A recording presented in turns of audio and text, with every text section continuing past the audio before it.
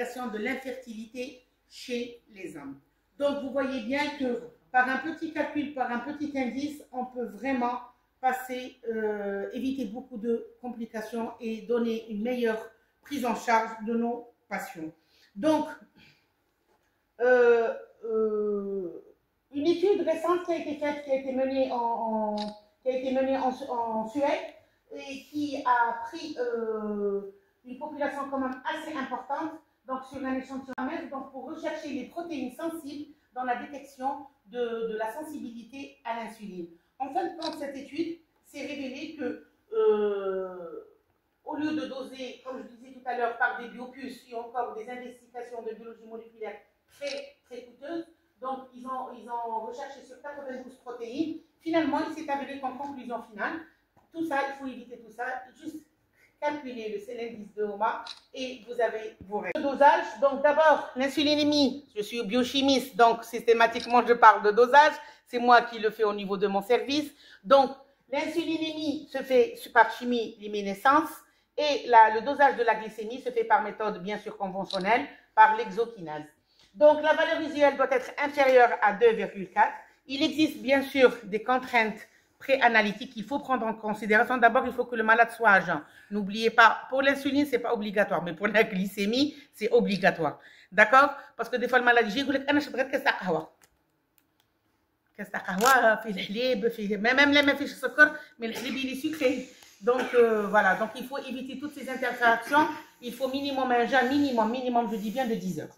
D'accord? Donc, les contraintes avec le jeûne, donc il faut centrifuger donc, le sang juste 2 heures après le prélèvement. Il faut éviter certains tubes, comme les tubes fluorés ou encore les tubes secs, etc. Pourquoi j'ouvre cette parenthèse? Je ne suis pas en train de faire de la mauvaise publicité, hein. Mais les laboratoires privés, ils disent qu'un tube, il vous fait tous les dosages. Alors que nous, au niveau des hôpitaux, au niveau des EPS, au niveau des OPH, surtout dans nos laboratoires, sauf les FLSTR tube mauve, bilan biochimique tube vert, démonstration tube bleu. Nous, on n'est pas là pour embêter les malades. On n'est pas des suceurs de sang, on n'est pas des vampires qui allons remplir 5 ou 6 tubes. Parce que chaque bilan a les tubes qui lui sont nécessaires. Donc, si moi je vous mets un tube citrate et je vous fais une glycémie ou une insulinémie, vous êtes sûr que vous êtes à côté de la plaque. Donc, nous, au niveau du lab, pourquoi j'insiste sur ce plan? Parce que si vous avez un tube fluoré ou un tube sec, pour une glycémie, c'est pas bon. Pour une insulinémie, un tube sec, ça peut passer, mais un tube fluoré, c'est à prohiber.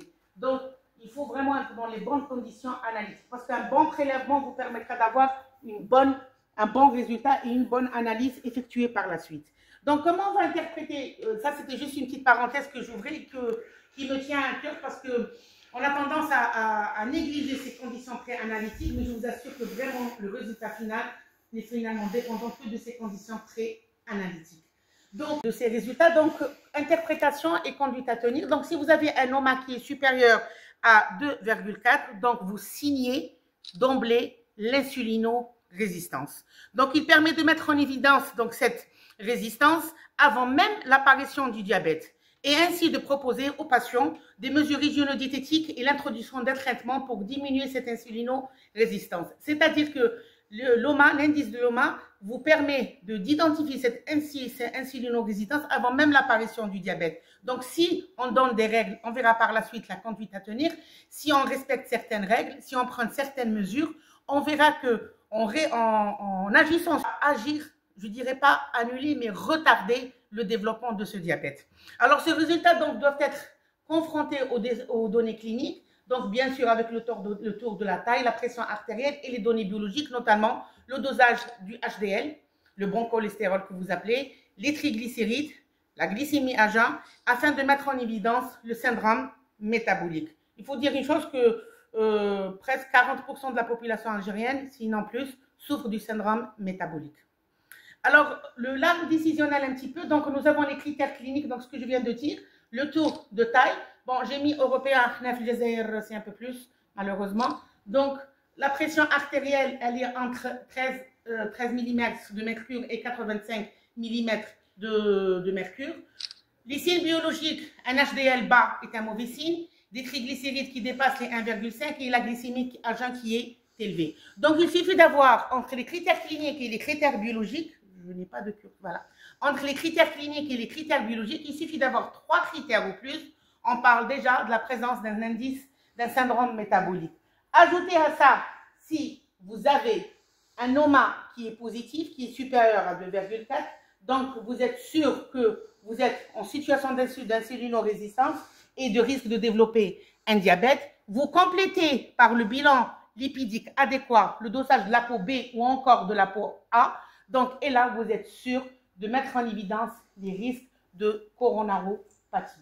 C'est-à-dire, c'est un diagnostic précoce que vous allez faire grâce donc à cet indice qui vous permettra d'évaluer et de mettre l'échelle de votre malade sur les différentes complications qu'il peut présenter et les éviter bien avant.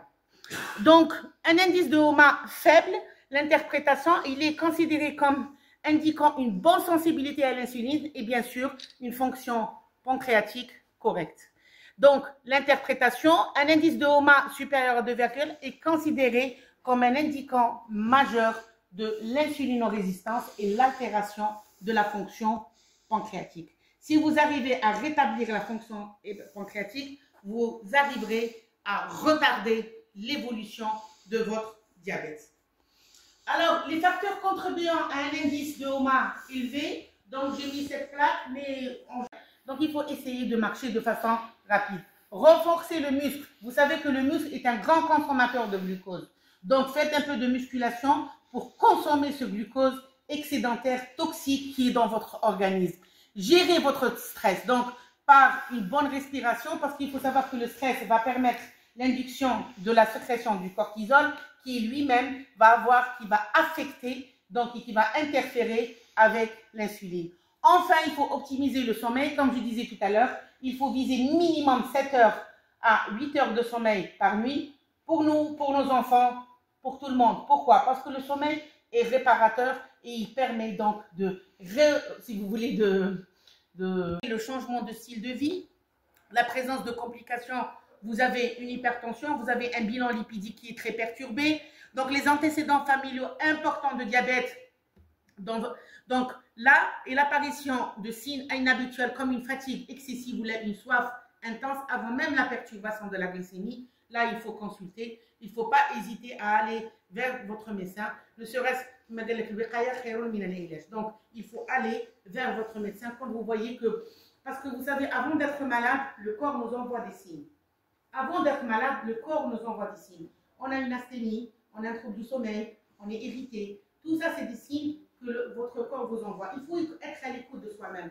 On est à l'écoute de tout le monde sauf de son corps. Donc, il faut être à l'écoute de soi-même et d'aller. Il faut pas, c'est pas le moment de demander de l'aide. Il faut aller et demander de l'aide. Alors, les autres données qu'on peut donner aussi à nos patients, donc selon certaines études, la GPO, l'hyperglycémie provoquée par voie orale, et la glycémie à jeun permettent de prédire le risque de développer un diabète. Actuellement, la GPO, on l'indique surtout pour le diabète gestationnel, mais on peut aussi la demander chez certains patients qui ont des valeurs qui sont subnormales. C'est-à-dire qu'ils ont la glycémie de 1 à 15. Là, parce qu'on parle de diabète, vous savez peut-être mieux que moi, que c'est à partir de 1,26. Mais en dessous, c'est-à-dire vers les 1 g 10, 1 g 15, donc on est dans la zone grise, il faut faire une HGPO, pourquoi pas. L'HbA1c, l'hémoglobine glyquée, trouve sa place quant à la prédiction du risque d'apparition du diabète 2. Donc, il faut pas hésiter à la demander. Même si votre malade n'est pas diabétique, demandez une HbA1c, parce que des fois, vous faites une glycémie, par exemple 0,90, pour vous c'est normal. Mais si vous demandez une HbA1c, vous la trouvez à 7,5, votre malade est déjà diabétique. Si vous trouvez une HbA1c de 7, votre malade, il va vers son diabète. Alors que vous avez des glycémies à jeun qui sont normales. D'accord? Donc, n'hésitez pas à demander l'hémoglobine et vous donner la meilleure prise en charge. Voilà, je vous remercie.